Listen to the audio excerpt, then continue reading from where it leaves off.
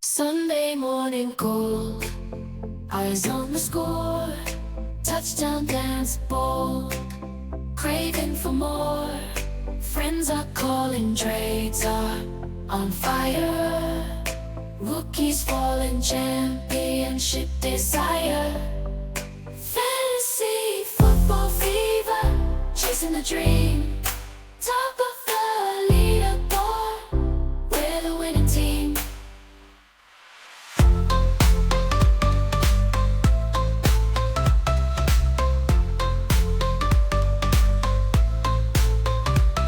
Welcome to the Fantasy Football Healers program. I'm your host, Dustin Brown. You can find me at FF Healers. Today I'm bringing a good friend of mine from college.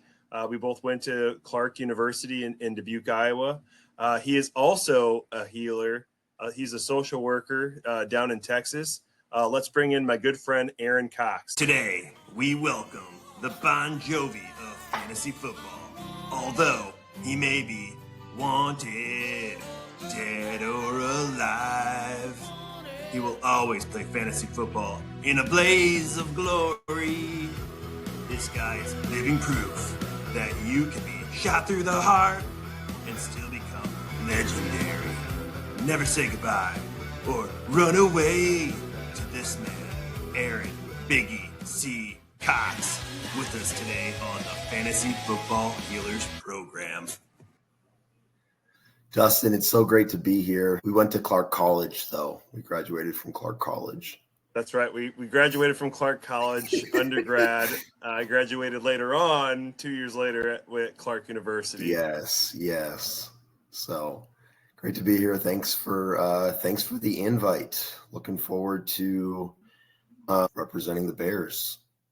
Yeah, today we're going to be talking about the Bears and the NFC North. Give us a little bit of background on how you became a Bears fan and how you got into fantasy football. Yeah, so I was just kind of thinking through that a short while ago, and it was kind of ingrained in my family, right? So I've always really believed that not so much like in Chicago, but in the state of Illinois, I think, hey, Bears are nothing, right? And it's funny because you live in Illinois and you're a Vikings fan, and I can name on one hand many other people that are from Illinois and aren't Bears fans, and it irks me, and I'm sorry, but everybody's got their own thing going on. But at my house, I always remember, the Bears being on Sundays, and we had a couple of rough years in the '90s, right? But every you also had a Super Bowl though, didn't you? In the late was that the late '90s or the? It was 2006 was okay. the Super Bowl, and that was when Devin Hester ran back that. The kickoff. The kickoff. It was the neatest thing that I saw, and then after that, it just slowly went downhill, and it was back to reality, right? But it's always been a going theme as a Bears fan to have our best season end when the regular season starts, right? So when I say that, what I mean is every year it's like, oh, we've got recently Justin Fields or Ben Johnson or Dennis Allen, the defensive coordinator. And, we're going to turn it around and we're going to turn it around. And this is our year. And I hate to say it, but I buy into it, right? Because I have to. It's ingrained in the Bears fans. It is, right? It's like a dysfunctional family, right? Because the Chicago Bears being one of the founding organizations in the NFL, next to the Cardinals, it was in the family for the longest time, and one of the biggest knocks against the front office as gets higher and higher up is that these are not only family members, but football fans that just watch the game. And there's been talk about how, they just want to sell tickets and jerseys and all these things.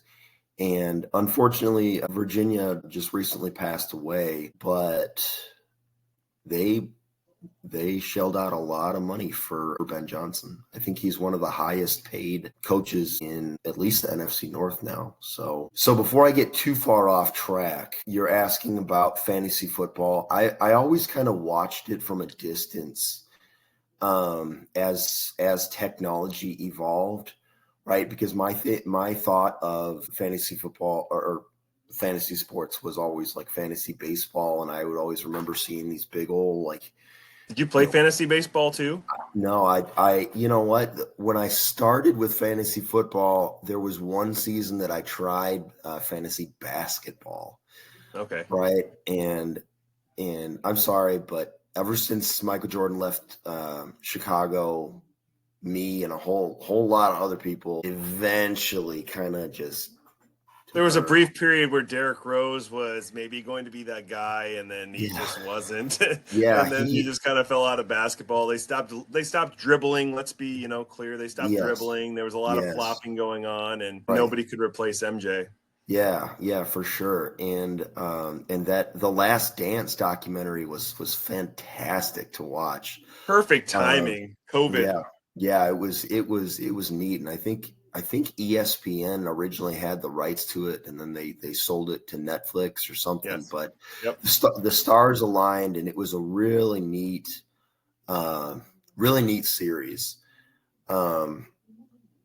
So it doesn't matter which one of those episodes are on either, Coxy. We could just turn one on, and it just takes me back to the 90s. Yeah, just and watch glued. it. I'm completely glued. Yeah. I remember where I was when Michael Jordan took his last shot in Salt Lake City in 1998. I was in Orlando, Florida, watching the game from a hotel. Yep. So I've got that picture in my bathroom right behind me. In your bathroom? It's in the bathroom. The last second shot. Got it. That's cool, man. I don't know why it's in the bathroom, but it just seemed like a good spot. I got my man cave down here for the Vikings, and I needed a spot for the basketball, and I was like, I guess it's gonna go in there. I get it. Yeah. Where you can dunk. That's funny. Yeah,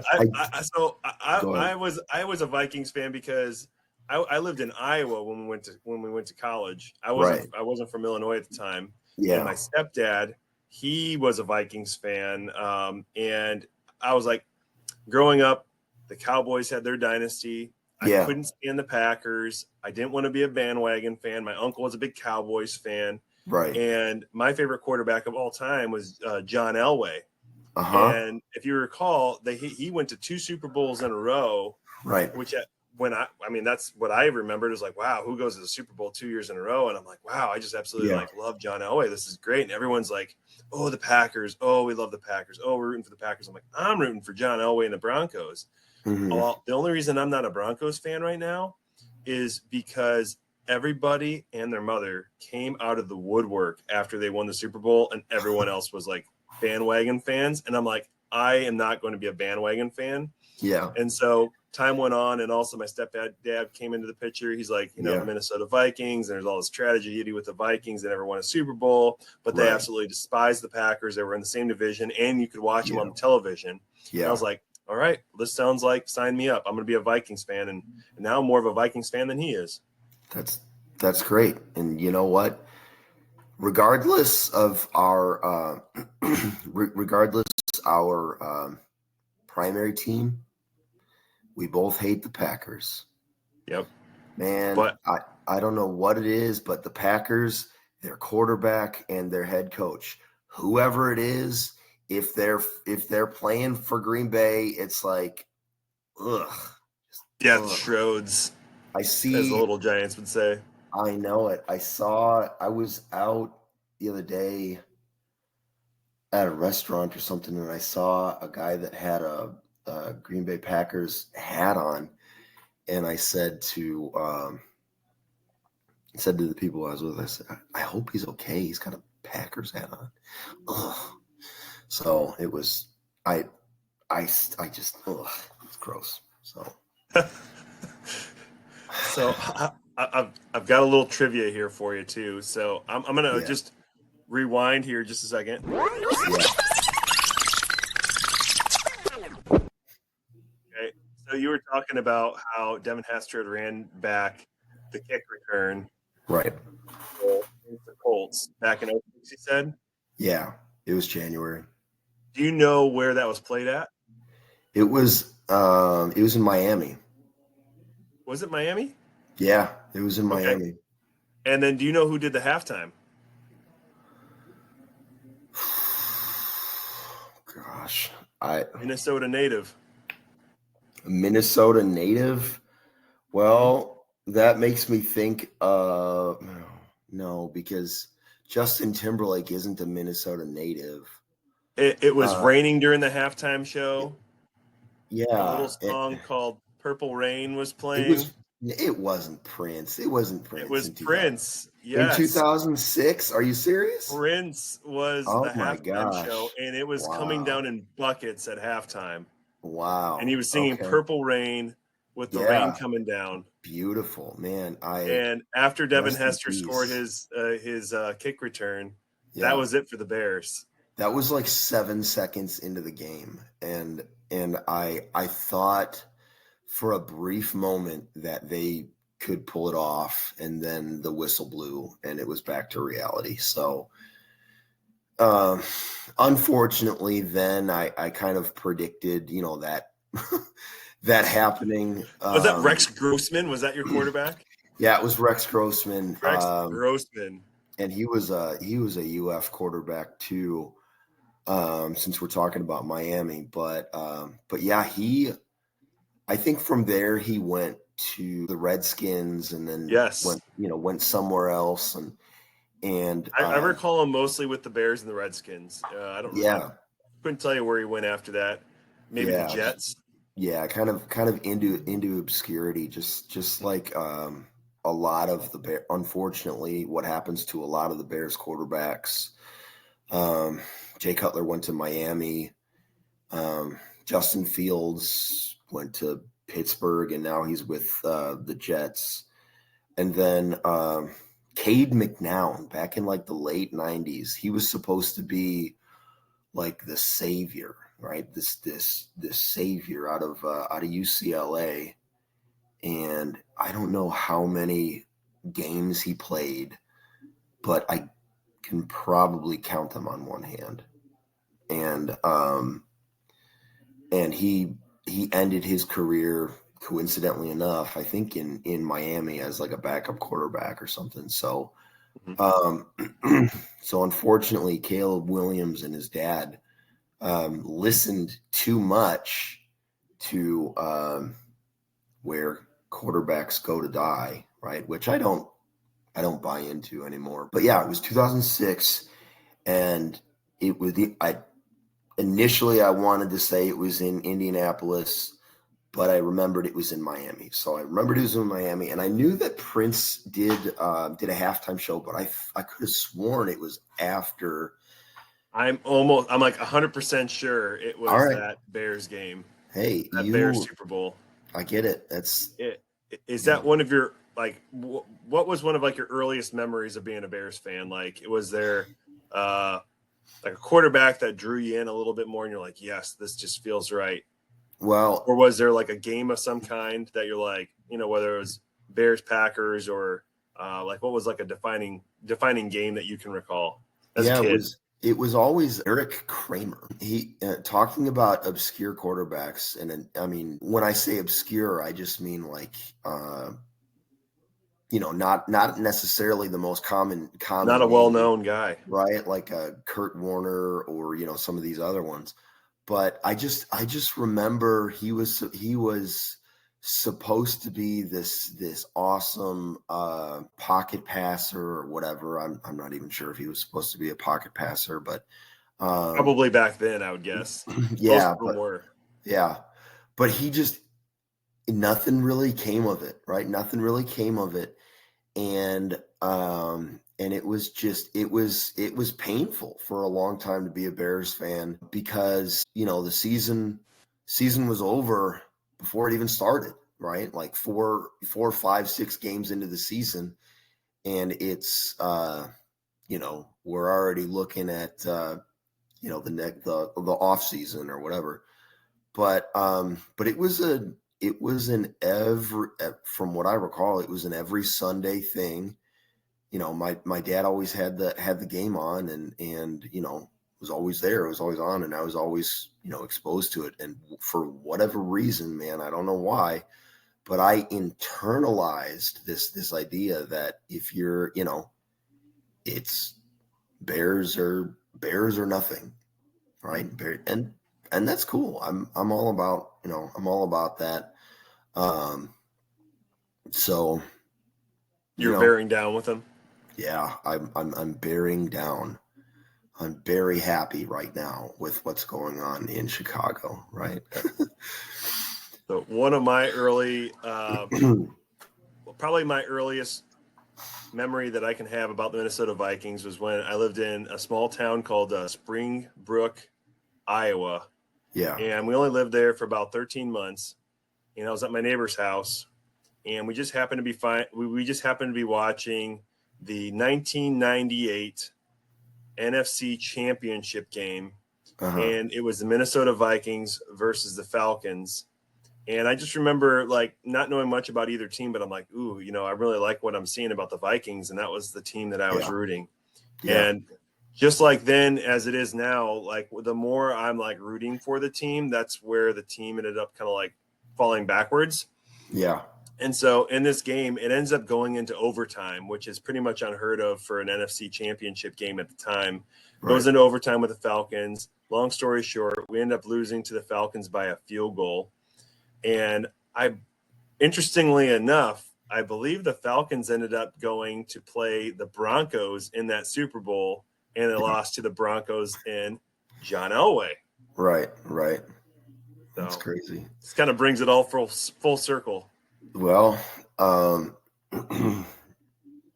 always remember the Vikings being just a thorn in our side with how strong your defense was, right? Saying your like it's yours.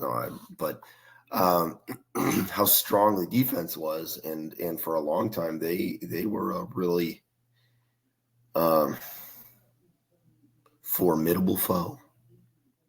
For a number of years, the Minnesota Vikings defense has been definitely great. You got the Purple People Eaters, obviously, back in 60s and 70s. And then even after that, we had the Williams brothers and Jared Allen, who's now just got inducted to the Hall of Fame for the number of sacks that he's played. Just a fantastic person. And it sounds like he's done a lot for the community outside of football. Yeah. And we literally got him for a steal from the Kansas City Chiefs, and from there he just carried our defense at least for a number of years before we start paying Cousins boatloads of money, and then our defense went backwards and our offensive line went backwards. And now that we're starting to get a younger team, now we can play for and the offensive line and the defense, and so now our defense is good again because we don't have a quarterback under a huge contract.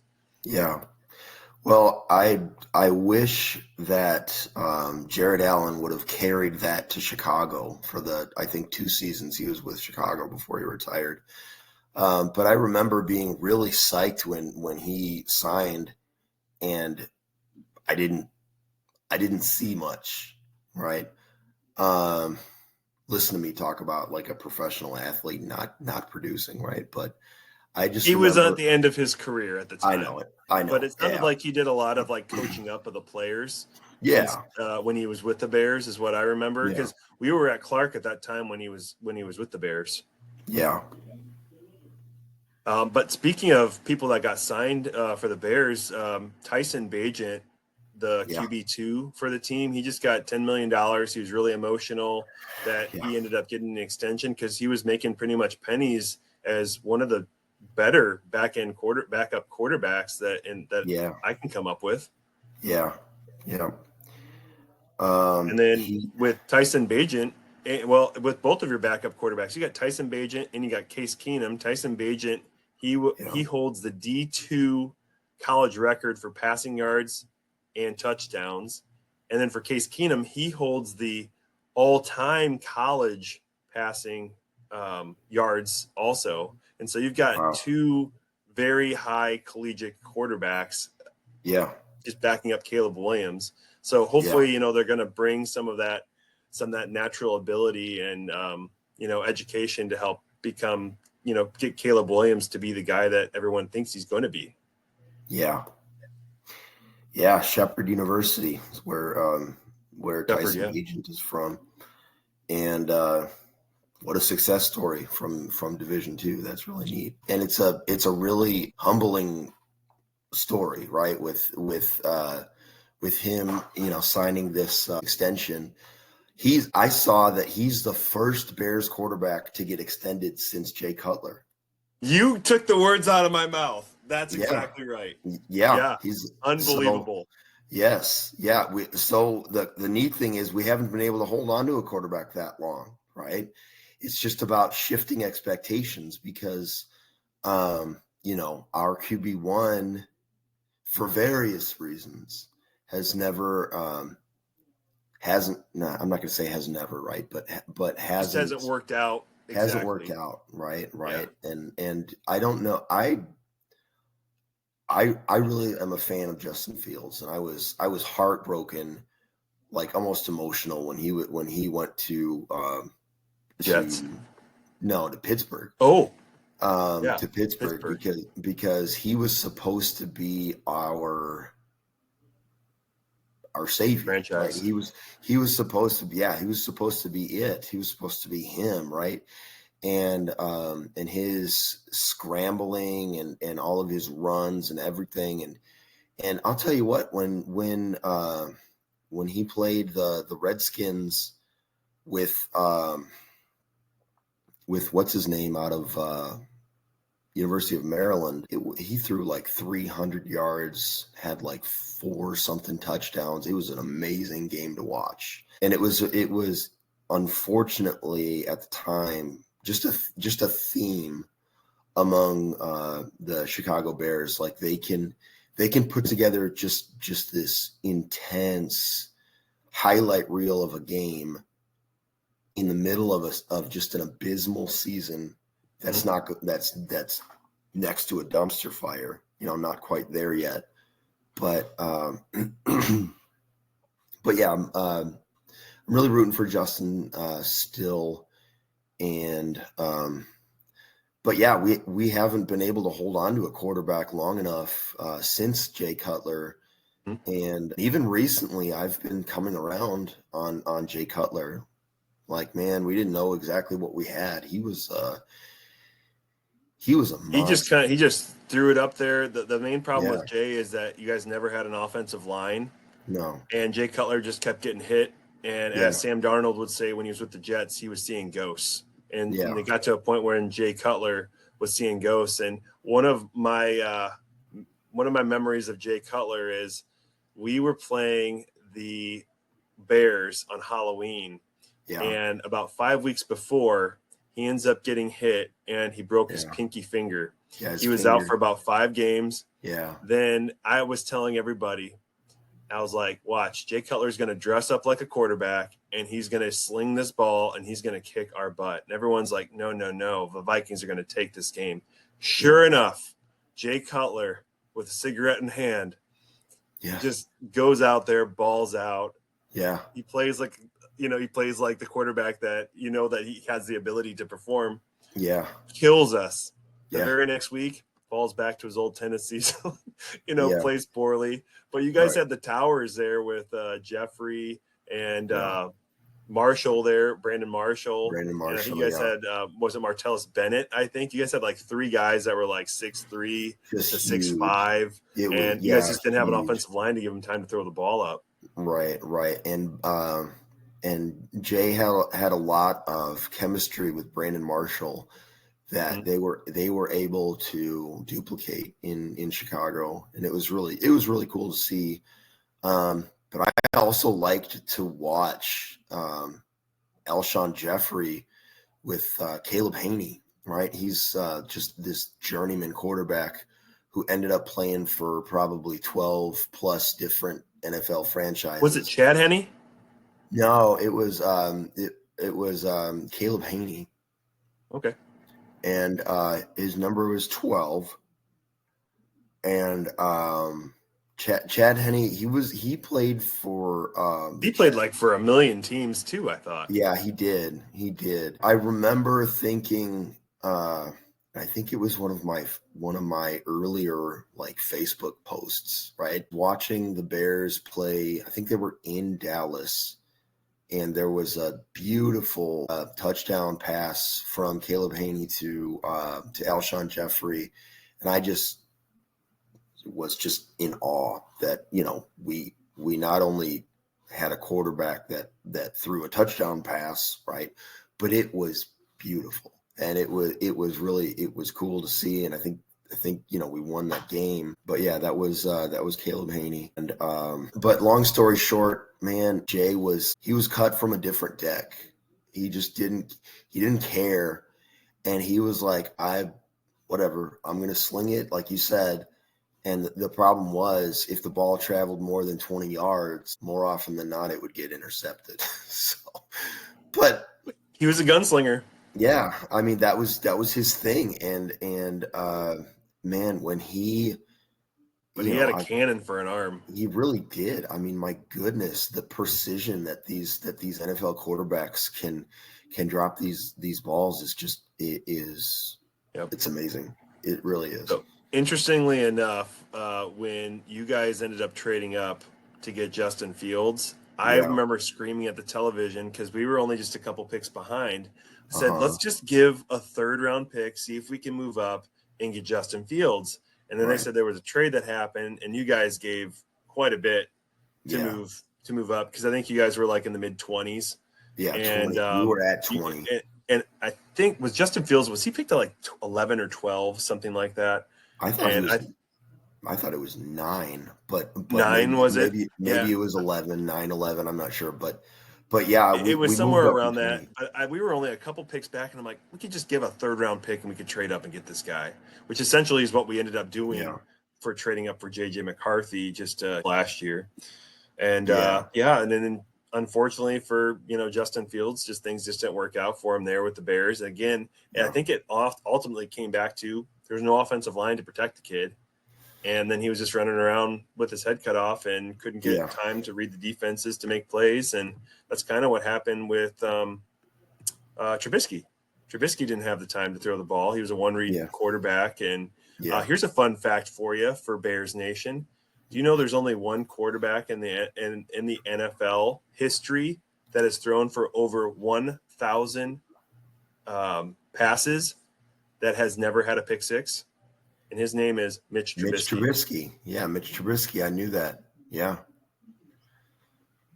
Yeah. Well, in 2018, if it weren't for the double doink, man, I can still see it. But yeah, Mitch Trubisky. Don't tell me about bad kicks. I'm a Minnesota Viking fan, We had Walsh and Anderson, and we had so many times that we just missed opportunities because of the kickers.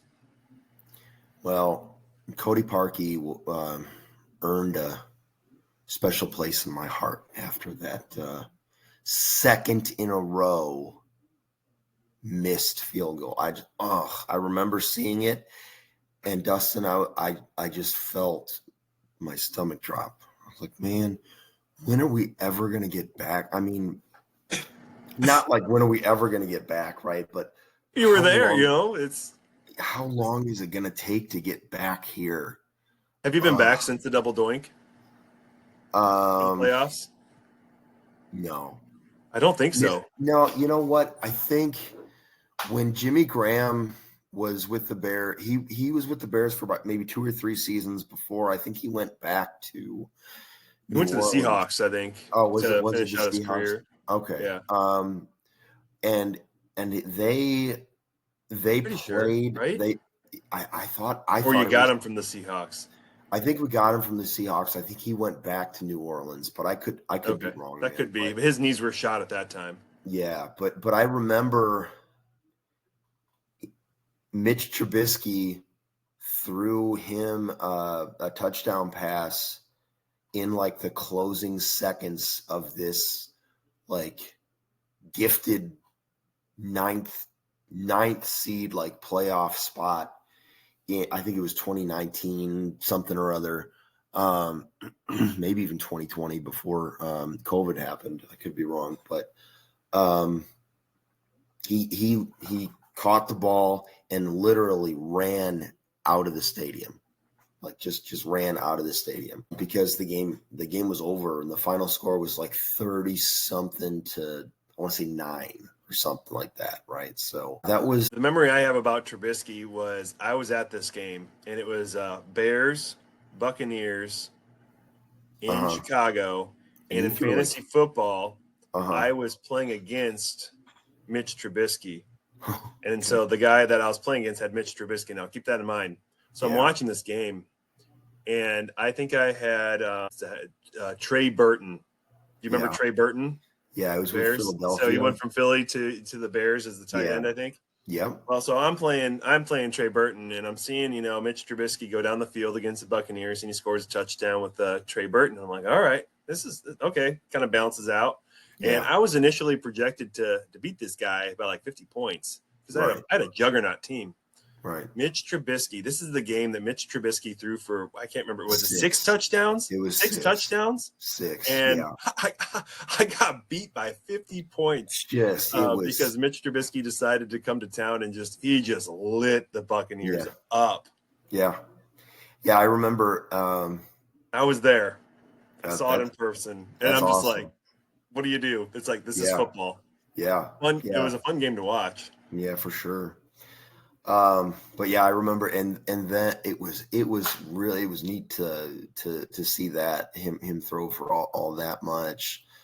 But he didn't have a lot of support. Matt Nagy was really thrown under the bus a lot. And your last successful coach was Lovie Smith. And you've got Brian Urlacher talking about one of the, maybe it was Brian Urlacher, Lance Briggs. I don't know which one of them, but they said the Bears' biggest mistake was firing Lovie Smith after a 10-6 season. Was it 10? I thought he had 11. I think it was 11. I think it was 10, but it was double digits nonetheless. And we, you know what? It wasn't until Matt Nagy, I think they won 12 games in 2018.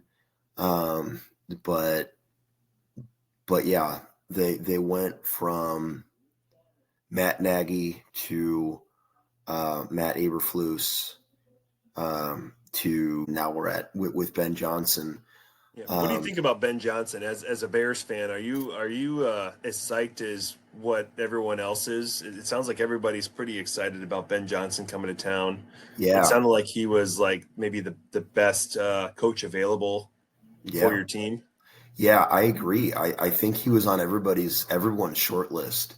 And the thing was, just like Caleb Williams, not all these reports of him not wanting to come to Chicago for all these various reasons. It was for a considerable period of time, sports media in Chicago, myself included, I was thinking like, man, we're going to get Mike McCarthy before we get the offensive coordinator that's now the head coach for the Bears, Ben Johnson. We're going to get Mike McCarthy before we get Ben Johnson.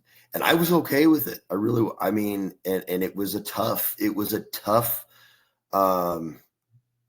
debate that I had with myself, because who did Mike McCarthy coach? The Green Bay Packers. And I was like, okay, well, if he can do well in Chicago, and then there was you could hear a pin drop on ESPN 1000, and it was like breaking news. Ben Johnson's coming to Chicago, and it was awesome. It was awesome for sure. Like I said, the best season for to be a Bears fan is the off season, because every single season is it's, you know, a winning season before the season starts, and then, you know, there's the actual season. But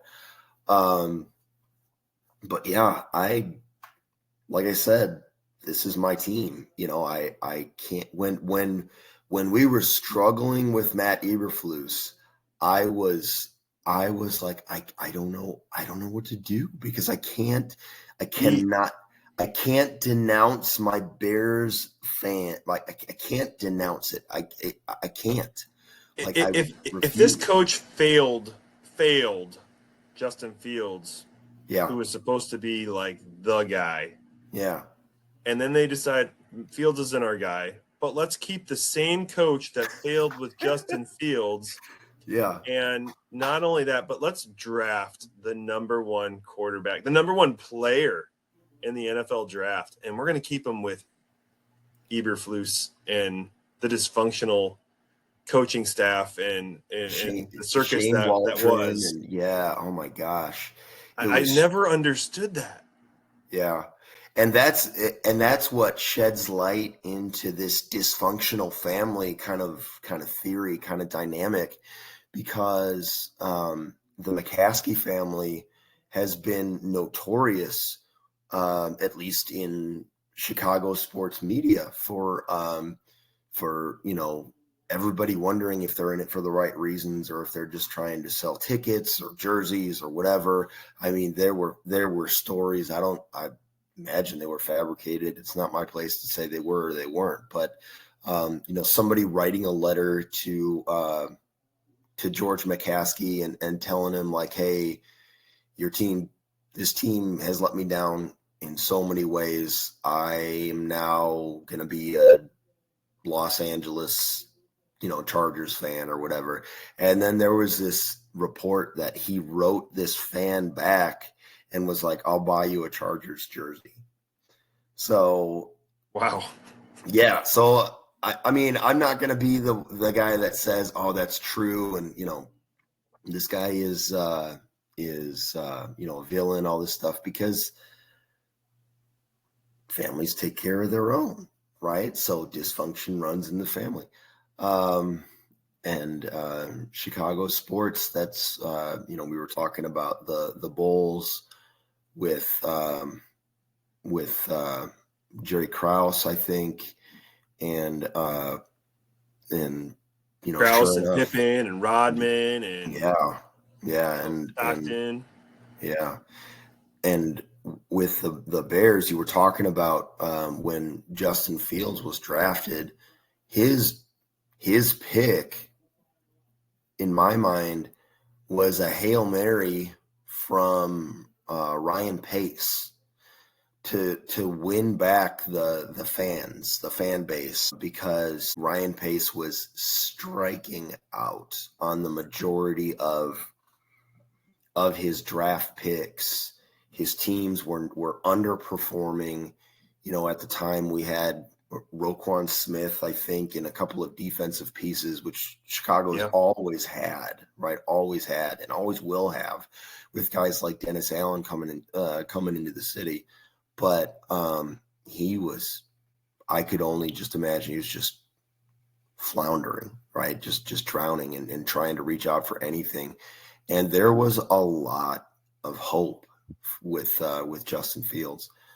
And man, when he was on, right? But getting back to the question about Ben Johnson, yeah, I'm here for it. I tell anybody that'll listen, you know, division in 2026, Super Bowl in 2027.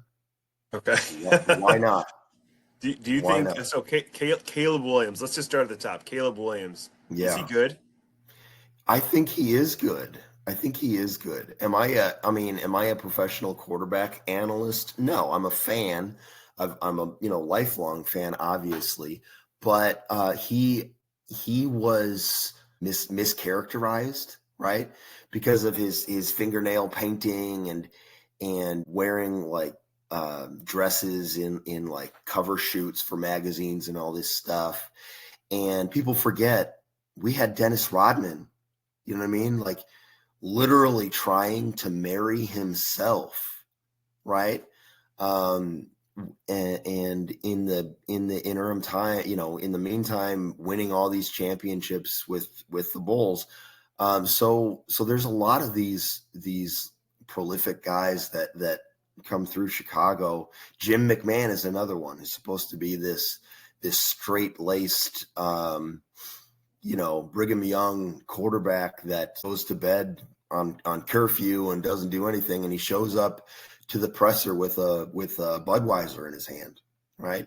And had since just been this thorn in like Mike Ditka's side, but he was good, right? So moral of the story is Caleb Williams fits the archetype here. He fits it. And I've seen some success, right? What do I mean some success? He's fit some footballs into some pretty tight windows. He's had amazing connections where previous Bears quarterbacks have not had the ability to even think about having amazing connections and so on and so forth. And he seems to be this kind of guy that's on pace with everybody else. Like, forget you, I'm gonna do me, right? You don't like that I paint my fingernails? Fine, I'm still gonna do it, right? I think he does it for like cancer awareness or something like that. But yeah, and he had 3,600 yards passing. He had a number of rushing yards. Only was it 8 interceptions? Six to eight interceptions. It was very low. He had a number of games where he didn't throw an interception. It was like 6 or 7. Very efficient. Yeah. And I thought he played well when he needed to. I think the problem what he had was he didn't have the time. And he had he was the most sacked quarterback in the NFL last year. Yeah. And that's really what I think knocked him back, and the winning record. Obviously, like everyone likes to look at like what's the record of the team, and statistically wise, like throwing like this pass to touchdown ratio was very good. Yeah. It's just that the sack rate was very high. His understanding of like when the pocket's collapsing just wasn't quite there. And then there was times where you had all these primetime games that were in a row right around that Thanksgiving time frame where they had chances to win games, and they're losing by a Hail Mary to the Washington team. They're losing, the last 30 seconds of the game. I think that was on Thanksgiving. Yeah. And those are the things that people remember. Yeah. And the Chicago Bears have never fired a head coach in the middle of the season until Matt Eberflus and that Thanksgiving game, because of his inability. They needed to. Yeah, they did, and they did. It wasn't all on him, though. I mean, Caleb needed to know, what was happening at the time, and young quarterback, and hopefully it's a learning experience. But Eberflus had to go. Yeah, yeah. But that's why I think, and this could just be wishful thinking, and if it is, I'm fine with it. But that's why I think the Bears are turning around. So if you had to rank the NFC North quarterbacks, Caleb Williams, Love, J.J. McCarthy, Goff, how would you rank them? I would put Goff first, only because of experience. I would put Caleb Williams second because I hate the Packers. I would put Jordan Love third, only because J.J. McCarthy has yet to take a regular season NFL snap. Can I give my little soapbox about J.J. McCarthy? Please, yeah. So he threw minimally in college in their championship run. Yeah, had excellent defense, excellent run game. Only had to throw a handful of plays to get a national championship. Right. He gets drafted by the Vikings. the thought process was he's a developmental quarterback that needs Right. to sit behind a skilled quarterback for a time, one that has experience, so he can kind of learn and build off of and be right behind him and, be there at the games and learn. Yeah. And he plays a half of a preseason game, gets injured with a meniscus tear. Yeah. And I'm a PT, and I can tell you a meniscus tear, like, you can clean that up and be back in 4 to 6 weeks. This Yeah. is the first preseason game that he ends up playing in. And they're like, I don't know. It's not going to be any big deal. Oh, well, maybe it is kind of a big deal. He's a tear. Oh, well, we think he's going to have just a minor procedure done. Oh, he's out for the whole season. That's how it transpired. So he wasn't able to sit behind an experienced quarterback all year long last year.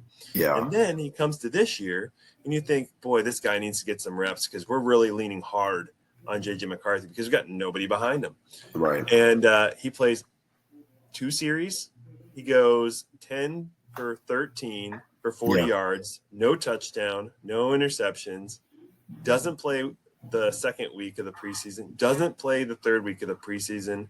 I am very skeptical about J.J. McCarthy, and there's so many podcasts and so many analysts that are so hyped on him, and I just don't see it.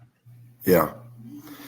I didn't like him coming out of college. The only analyst that they were saying was like, he's a winner. And it's like, yeah, the team was like, his teams were winners, but like, what did he do statistically that makes you think that he's going to be a good quarterback in the NFL? Yeah. Yeah. And I'm not a Love fan either. I think he stinks. Yeah. I just hate the Packers so much. And I'll throw myself under the bus. It's for the exact reason that you think that I hate the Packers, because they've had so much success where the Bears haven't. I am not blind to that fact. So there's a quote that I heard, I think it was a week or two ago, and it's kind of stuck with me because I'm sure this is kind of how it was with like Tom Brady and then Brett Favre and Aaron Rodgers and all those guys. Like, you want to be around long enough to be the hero, but you don't want to be around long enough to become the villain. Right. And that's kind of what's happening with like Patrick Mahomes even now. Is like, I remember absolutely loving Patrick Mahomes, like his like rookie year, behind Alex Smith, and just kind of being a developmental guy. And I'm like, I kind of planted my flag in my oldest dynasty league. I was the last person that ended up drafting. It was his rookie year for the quarterback position. I drafted Patrick Mahomes. I think it was in round like 13. There was teams picking their second quarterbacks at the time, and I waited. Got Mahomes, and I'm just like, I still have him to this day. And he played one game that year, and then from there he's had a dynasty. Yeah. But now I can't stand the Kansas City Chiefs or Mahomes or the Kelseys, because they're shoving them down our throats so much. And the rules, just like they were with Tom Brady, it seems like the NFL just skews everything towards that team and that franchise, and it's really disheartening, and it's really kind of ruined the game a little bit. Yeah. Well, so I'm going to come back. I'm going to take us back to the Bears here. So you guys ended up picking fairly early this year at the 10th pick overall, and drafted a tight end in Colston Loveland. And you already had Komet on the team. Yeah. What did you think when the Bears ended up picking Colston Loveland? Was this like, wow, I can't believe this, or like, what was your reaction? It's probably written on my face. I was kind of annoyed, just because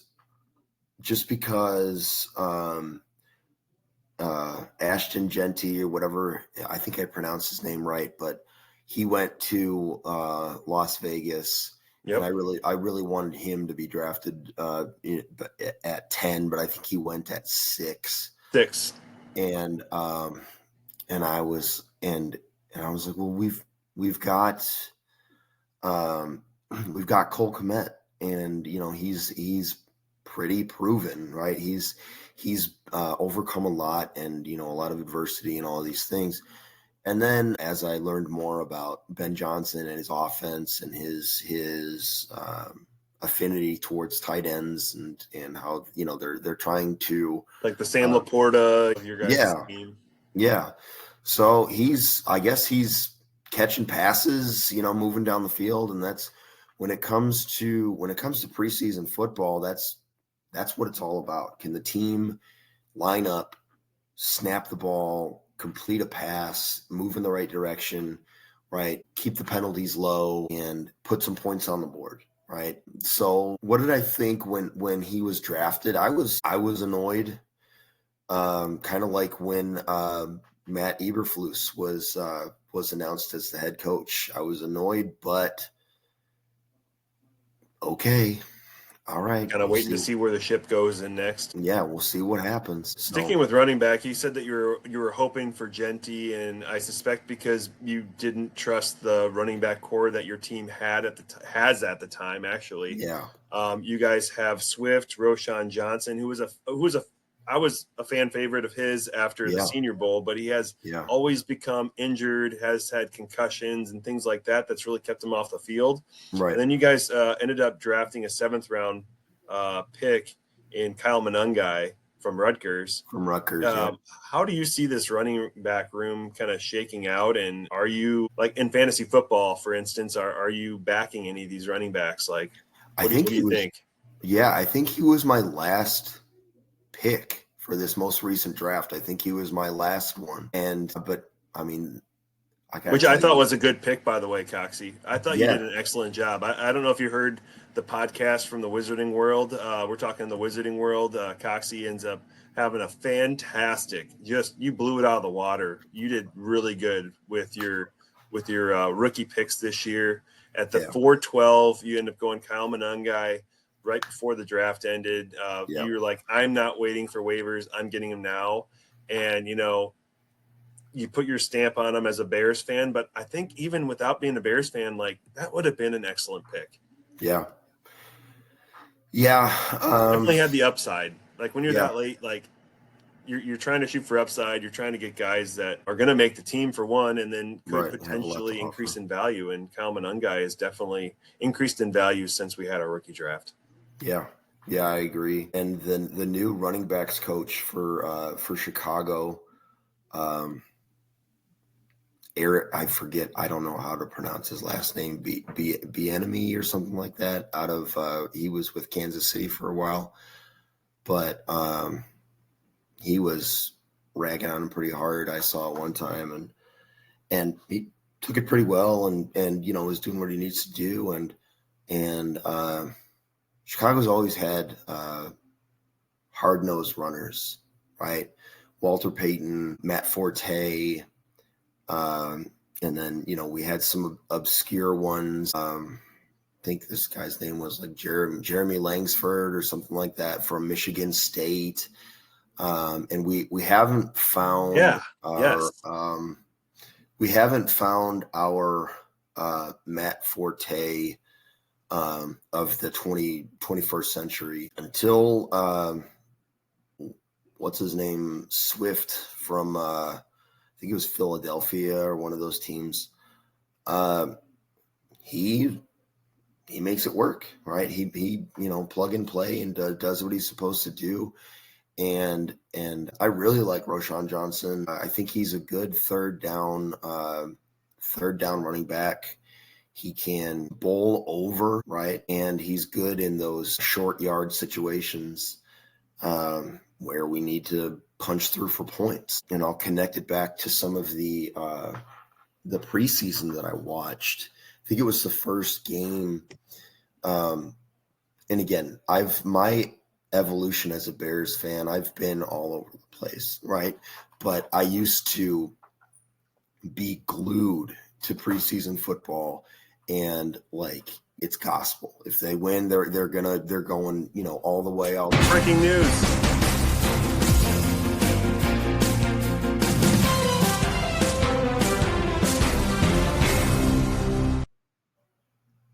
Preseason football, the Bears win at the buzzer. Tyson Bagent to Ja'Day Walker. They win by 2 points. Against Kansas City? The Bears won by 2 points.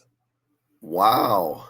They were down by like last second buzzer beater. They were down by at least 2 touchdowns when I last saw. That's amazing. And that's depth. That's depth. That's really neat. Yep. I'm gonna continue to move us forward here with just a couple questions remaining here. Yeah. In regards to the Bears wide receivers, who are you Yeah. targeting in fantasy football? Number 2, not like DJ Moore? Austin Powers. Yeah, DJ Moore. Not like Austin Powers, right? No, DJ Moore. Number 2? Yes. Who does number 2 work for? Who does number 2 work for? Show that turd who's boss. That's funny. Tom Arnold. Oh man. Probably DJ Moore. Arms. Yes. I'll probably have to do a little bit more research on their wide receivers, but I know that DJ Moore has really been producing. There was some talk about him not really being invested last season, and he kind of talked about that and kind of shrugged it off. But I like him. I like him a lot because he's pretty much our number 1 target, and I think him and Caleb Williams are trying to establish a chemistry. So I've heard from other platforms that Rome Odunze is actually getting some usage, like in the slot. He's getting moved around the field, and there's some speculation that he could develop into the wide receiver 1 for the Bears. And so if you had to choose, like, regardless of what round that you're going in right now, if you had to pick between these 2 players, DJ Moore and Rome Odunze, for fantasy football this year, it sounds like you're leaning more towards Moore. No, I'm not, because you reminded me who the other wide receiver was. But don't tell anybody that I admitted that, right? I just forgot about the wide receivers. No, I did kind of have a brain fart about Rome Odunze, number 15, right? Yep. But no, now that you mention it, you bring up a lot of good points. Yeah. Right. There's I saw that I believe you ended up drafting Luther Burden. Did you draft Luther Burden in Wizarding World? Yeah. I thought that was, again, you made some excellent picks. Yeah. He was injured early on in camp, if I recall. Mm-hmm. And so it gave opportunity to Alamad Zacchaeus at the wide receiver 3 position right now. He's an experienced wide receiver, basically, while Luther Burden is kind of playing catch up. Yeah. Yeah. Apparently he was a monster out of Missouri, a 3rd round pick. So hopefully it translates. But now that you memory jogged me with Rome Odunze, there's a lot of upside with him, and the problem with DJ Moore, if it even really is a problem, it's just biology, right? But you can only produce in the NFL for so long. Yeah. So these kids get bigger, faster, stronger. Yeah. Yeah. And so the good thing is like DJ Moore seems like he's one that puts in the work, and I think he's a really skilled receiver. And I think the Bears are very blessed to have 2 excellent receivers, and then they have some really good third wide receivers, whether it be Alamad Zacchaeus or Luther Burden, and then you've got the 2 tight ends with Komet and Loveland, and so you guys got a lot of weapons. I'm not really overly excited or over the moon with your running game, but I don't think that the Bears are going to be wanting to lean as much on the running game. I think they want to pass the ball, because passing the balls has proven to score points, and they want to score points. Yeah. And that was the problem. And you got a good defense. Yeah. Dennis Allen, like I've been talking about, I mean, he fits the mold as a defensive coordinator for the Windy City. So he got jettisoned out of the head coaching position there with the Saints. These guys, they keep moving up and up and up and up until they find maybe this position wasn't as good as where I was at before. And so, defensive coordinator, he's an excellent defensive coordinator. Yeah. So I think the Bears really found a really good yin and yang there for the offense and defense. And just to kind of round out the rest of the pod here, I've got 2 more questions for you here, Coxy. When you're going into your rookie drafts, and whether it's the Wizarding World or any of your other drafts, whether it's redraft or such. Like, what are some of the rookies that you're like, this is a must. I've got to draft this guy. Ashton Genty. It sounded like you were interested in him. What do you like about him? He's got the frame and the force. And he's always moving downhill. Yeah, outside of him, you might be shocked to hear this, but I am not all that well versed. So don't tell anybody. Well, I'm going to definitely give you props on some of the guys you end up drafting in the Wizarding World. You end up getting, just to name a few, Travion Henderson was one of your guys you drafted. I think you drafted Cam Ward also for the quarterback. Your team needed quarterback help in a super flex league. Thought that was great. I think that was like pick 3 and 4 that you had there. Later on, you got Luther Burden on top of my mind. And I remember you having Kyle Monungai, and I was like, you know what? I thought you had a really good rookie draft. And, outside of rookies aside, is there a player in the NFL that you've just been like rooting for that's either a second-year player or has been in the league for some time that just hasn't broken out yet, but you still have a candle lit for him? Like, do you have a truther? Do you have a player like that? Probably JJ McCarthy of all people, because everybody likes a good comeback story. And then your other quarterback that y'all just moved off of. Kirk Cousins? No, not Kirk Cousins. Sam Darnold? Yeah. Right. Wasn't he Daniel Jones? No. No. I think it wasn't Josh Rosen? No. These are all Vikings quarterbacks. When I came to Texas, when I came to Texas, my sister-in-law is an Aggie, right? So we were gifted our Aggie fandom, and I will never forget or forgive Josh Rosen for beating A&M back in whatever year it was. I don't know, well before 2018, but yeah, not. I'm just thinking on top of my head. So I lived in Arizona. They drafted Josh Rosen. I just can't remember if they drafted Josh Rosen before I moved there or after. I'm guessing it had to maybe been around like 2010 or 2011. I was in Texas at the time, and I moved out here in 2014. So I'm thinking I want to say that's when Josh Rosen started. I maybe like 2016. Maybe he's been in the league for a while. He was out of UCLA, and I just remember this particular game, UCLA being this no-name team. Again, listen to me talk about 2018 football program. 2018. Okay, but and if you recall, he was drafted the 10th pick, and he was going to make the other 9 teams pay for not drafting him. That's right. And I haven't heard of him since. Honestly, it was. He got jettisoned. He ended up going to the Falcons. Right. And then I think he was with the Miami Dolphins for a time. Oh, right. Yeah, he was with the Dolphins, and then he went to the Falcons. I bought my cousin a jersey, and he thought it was Kyle Pitts jersey that I gave him for Christmas. He opens it up, and it's a Josh Rosen jersey. And then our mutual friend, Josh Rosen, ends up going to the Browns that month season, and I ended up sending him a Josh Rosen Browns jersey. Yeah. Well, that following fall, guess where Josh Rosen ended up? Minnesota. Okay. All right. With Minnesota on our practice squad, and guess what those two did?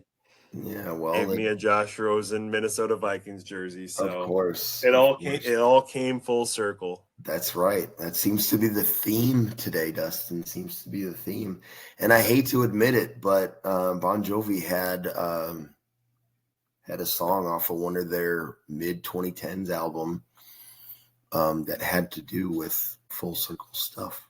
So, What do you know what that song was on top of your head? oh gosh, Well, we can name the podcast after it. it was track, I want to say track number 3 off of their album from 2013. And it has to do with Full Circle. It has to do with something like that. Yeah. I think The Circle is Bon Jovi's album. Yeah, I think that was the album. Yeah. What About Now? No. What About Now is the title track of the third track song. The third track. Released on the album called The Circle. Yeah. And its third track was Work for the Working Man. Go to 4. When We Were Beautiful, I think is what the song was called. Maybe that was the second track. I don't know. Full Circle. Full Circle. Oh, wait. It says, however, Full Circle is not a Bon Jovi song title from 2013, but part of a mistaken search query. Is it called Pictures of You? No, I think it was When We Were Beautiful is the name of the song. When We Were Beautiful? Yeah. I'll have to look that up. I think that was track number 2. When We Were Beautiful. Yeah. And that has to do with circles? Well, it has to do with, like coming full circle, right? Especially with Bon Jovi, they've gone through a lot of, Richie Sambora left. They've had new band members, and John has overcome some like health issue with his vocal cords or something like that. So that's kind of been I'm in my interpretation, that's kind of been a shift in their music. I ventured away a little bit from Bon Jovi in the latter years of the 2010s because a lot of the music just seemed to be like repetitive and maybe not genuine, but yeah, I remember that album and that particular song being about that idea, going full circle. Very good. Yeah. Well, Aaron, I want to thank you for being part of this program here today with the Fantasy Football Healers. I really enjoyed not only having you on the podcast, but even having an opportunity to talk to you before the podcast. We don't always get a chance to kind of chat and talk as much as we'd like, but we know we're in each other's thoughts quite often. And you're definitely a good friend, and you're married to another one of our friends that we graduated with. And, we wish you and your family the best and good luck with this fantasy football season. I appreciate it. Thanks for having me. It's been awesome. You're welcome. And